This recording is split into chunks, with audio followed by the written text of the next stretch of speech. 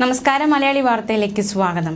പിണറായി നാടിന്റെ അജയൻ, തീയിൽ കുരുത്ത കുതിര, കൊടുങ്കാറ്റിൽ പറക്കുന്ന കഴുകൻ, മണ്ണിൽ മുളച്ച സൂര്യൻ എന്നിങ്ങനെ പുകഴ്ത്തിക്കൊണ്ടുള്ള പാട്ട് ഏറെ ശ്രദ്ധേയമായതാണ്.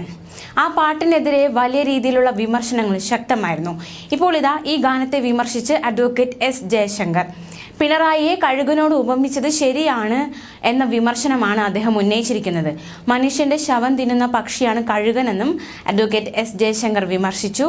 ഒരു ചാനൽ ചർച്ചയ്ക്കിടെയാണ് എസ് ജയശങ്കർ ഇത്തരത്തിലൊരു വിമർശനം ഈ പാട്ടുമായി ബന്ധപ്പെട്ട് ഉന്നയിച്ചിരിക്കുന്നത്. അദ്ദേഹത്തിന്റെ പ്രതികരണം കേൾക്കാം. ഞാൻ അങ്ങനെ വിചാരിക്കുന്നില്ല.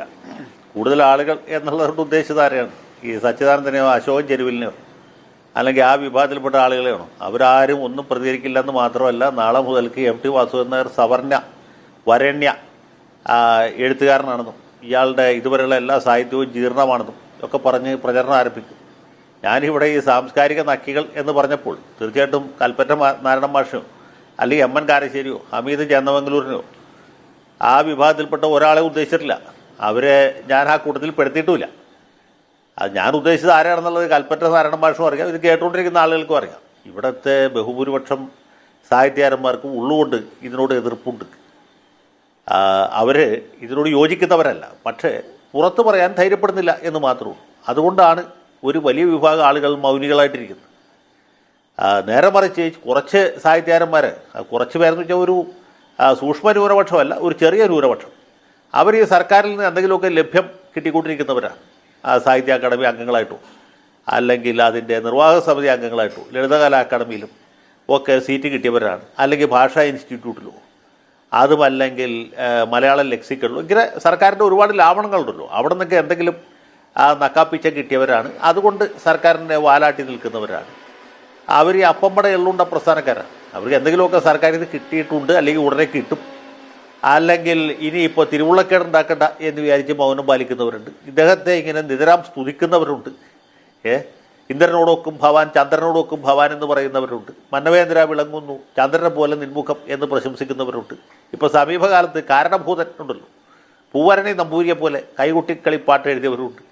ഇപ്പോൾ ഒരു സിനിമാ പാട്ട് പോലത്തെ ഒരു പാട്ട് വീഡിയോയിലൊക്കെ വീണ്ടും കണ്ടു കാണുന്ന എനിക്ക് എന്താണ് മറ്റേ തീയിൽ കുരുത്ത കാറ്റിൽ പറക്കും കഴുകനെ എന്നൊക്കെ ഇദ്ദേഹത്തെ വിശേഷിപ്പിച്ചുകൊണ്ട് മണ്ണിൽ കുരുത്ത സൂര്യനെ, മലയാള മണ്ണിൻ മന്നനെ എന്നൊക്കെ സ്തുതിക്കുന്നവരുണ്ട്. എനിക്ക് ഏറ്റവും രസമായിട്ട് തോന്നിയ പുള്ളിയെ കഴുകനോട് ഉപമിച്ചതാണ്. അതെ, ഞാൻ പറയുന്നത് എനിക്ക് ഏറ്റവും ഇഷ്ടപ്പെട്ടത് ഇദ്ദേഹത്തെ കഴുകനോട് ഉപമിച്ചാണ്. കാരണം മനുഷ്യൻ്റെ ശവം തിന്ന് ജീവിക്കുന്ന ഒരു പക്ഷിയാണ് കഴുകൻ. കഴുകൻ്റെ പ്രധാന ഭക്ഷണം ശവമാണ്. അപ്പോൾ 7 മനുഷ്യ ജീവികളെ മാവോയിസ്റ്റ് മുദ്ര ചുമത്തി ഒരു വിചാരണയില്ലാതെ വെടിവെച്ചു പോകുന്നത് ഇദ്ദേഹത്തിൻ്റെ ഭരണകാലത്താണ്. കേരളത്തിൻ്റെ ചരിത്രത്തിലുണ്ടായിട്ടില്ല. കെ കരുണാകരൻ്റെ കാലത്ത് പോലും ഈ വിചാരണ കൂടാതെ വെടിവെച്ചു പോകുന്ന സംഭവം ഉണ്ടായത് ആകെ കരുണാകരൻ്റെ കാലത്തല്ല. സത്യം പറഞ്ഞാൽ ആഭ്യന്തരമന്ത്രിയായിരുന്ന കാലത്ത് വർഗീസിനെ വെടിവെച്ചു പോകുന്നതാണ്. അതിനപ്പുറം ഇപ്പുറം ഉണ്ടായിട്ടില്ല. അതെ, ഒരാളെ കൊന്നിട്ടുള്ളൂ. അത് അന്ന് പോലും അത് നക്സലുകളുടെ ആക്രമണം വളരെ വ്യാപകമായൊരു സമയത്താണ്. നമുക്ക് അതിന് പരിപൂർണമായിട്ടും അവരെ കുറ്റപ്പെടുത്താൻ പറ്റുകയില്ല. മറിച്ച് കരുണാകരൻ്റെ സമയത്ത് ഉരുട്ടിക്കൊലയൊക്കെ ഉണ്ടായിട്ട് അത് കൊല്ലാൻ വേണ്ടി ചെയ്തതല്ല, ഉരുട്ടിയപ്പോൾ ആൾ മരിച്ചു പോയതാണ്. ഇത് ഒരു വിചാരണയില്ലാതെ 7 പേരെ വെടിവെച്ചു പോകുന്ന ഒരു സർക്കാരാണ്. ആ സർക്കാരിൻ്റെ തുടർച്ചയാണ് ഈ സർക്കാർ. അപ്പോൾ അങ്ങനെയുള്ള ഒരാളെക്കുറിച്ച് ഈ ഒരു ഉപമയോ ഉപമാനമൊക്കെ എനിക്ക് വളരെ ഇഷ്ടപ്പെട്ടു. അത് വളരെ ഗംഭീരമായി. കാരണം അവർ പ്രശംസിക്കാൻ വേണ്ടിയാണ് ചെയ്തെങ്കിലും അതിൽ സത്യത്തിൻ്റെ വലിയൊരു അംശമുണ്ട് എന്ന് നമുക്ക് പറയാതിരിക്കാൻ നിവൃത്തിയില്ല. ഇപ്പോൾ ഈ രാഹുൽ മാങ്കൂട്ടം എന്ന് പറഞ്ഞ ചെറുപ്പക്കാരനെ വീട് വളഞ്ഞ് അറസ്റ്റ് ചെയ്യുന്ന പോലെയുള്ള സംഭവങ്ങൾ, അല്ലെങ്കിൽ നേരത്തെ ഇവിടെ സൂചിപ്പിച്ച പോലെ UAPA ചുമത്തി അലൻ താഹ എന്ന് പറഞ്ഞ് ഇടതുപക്ഷക്കാരായ 2 ചെറുപ്പക്കാരെ അറസ്റ്റ് ചെയ്തതുമായിട്ട് ബന്ധപ്പെട്ട് ഇതുപോലെ എത്രയോ അതിര് കടന്ന പ്രവൃത്തികളാണ് ഇവിടെ ഇപ്പോഴും നടന്നുകൊണ്ടിരിക്കുന്നത്. അതൊക്കെ കഴിഞ്ഞിട്ട് അതിനെ പ്രശംസിക്കുന്നു, അതിനെ സ്തുതി പാടുന്നു, അതിന് അനവരതം ഇദ്ദേഹം ഒരു മഹാനാണ്, ചിന്തകനാണ്, പണ്ഡിതനാണ്, ഏതാണ്ട് നമ്മുടെ ഉത്തര കൊറിയയിലെ കിം ജോങ് ഉന്നിൻ്റെയൊക്കെ നിലവാരത്തിലേക്ക് പുള്ളി എത്തി എന്ന് പറയാൻ നമുക്ക് സങ്കടമുണ്ട്. കേരള മുഖ്യമന്ത്രിയാണ്.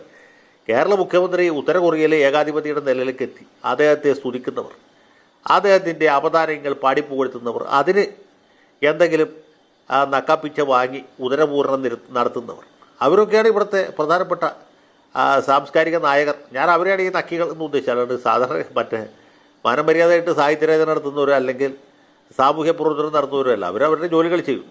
എല്ലാ ആളുകളും എല്ലാ ദിവസവും പ്രതികരിക്കണം എന്ന് പറഞ്ഞതിൽ അർത്ഥമില്ല. ഇപ്പോൾ MT തന്നെ അത് എത്രയോ കാലത്തിന് ശേഷമാണ് ഒരു പ്രതികരണം ഒരു പൊതുവേദിയിൽ നടത്തിയത്. അതിൻ്റെ അർത്ഥം അദ്ദേഹത്തിന് അഭിപ്രായങ്ങളില്ലെന്നുള്ളതല്ല. ഇവിടെ നടക്കുന്ന എല്ലാ കാര്യങ്ങളും അദ്ദേഹവും അറിയുന്നുണ്ട്. അദ്ദേഹത്തിന് അതിലും പ്രതിഷേധമുണ്ട്, പ്രതികരിക്കണം എന്ന് തോന്നിയപ്പോൾ അദ്ദേഹം പ്രതികരിച്ചു. അത് ഉചിതമായ വേദിയിൽ, കൃത്യമായ രീതിയിൽ, യുക്തിസഹമായ രീതിയിൽ അദ്ദേഹം പ്രതികരിച്ചു. അദ്ദേഹം ആരുടെയും പേരെടുത്ത് പറഞ്ഞില്ല. അദ്ദേഹം എടുത്ത് പറഞ്ഞ 2 പേരുകൾ, ഒന്ന് ലെനിൻ്റെയും മറ്റ് EMSൻ്റെയാണ്. പിന്നെ 1944 ഉണ്ടായ ഒരു നിരീക്ഷണമാണ്. ബാക്കി എല്ലാ കാര്യങ്ങളും അദ്ദേഹം പൊതുവായിട്ടാണ് പറഞ്ഞത്. അതിന് ഈ നാഥാൻ പ്രവാചകൻ്റെ കാര്യം പറഞ്ഞു.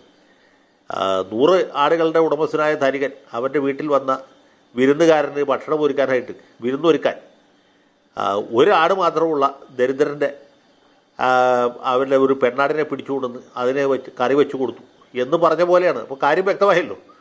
അതിൽ കൂടുതൽ ഒരു പ്രവാചകൻ പറയേണ്ട ആവശ്യമില്ല. പ്രവാചകന്മാരങ്ങനെ സാധാരണക്കാരുടെ ഭാഷയല്ല സംസാരിക്കുക. അപ്പോൾ MT ഏതാണ്ട് നാഥാൻ പ്രവാചകൻ്റെ നിലവാരത്തിലെത്തി എന്നാണ് എൻ്റെ ഒരു അനുമാനം.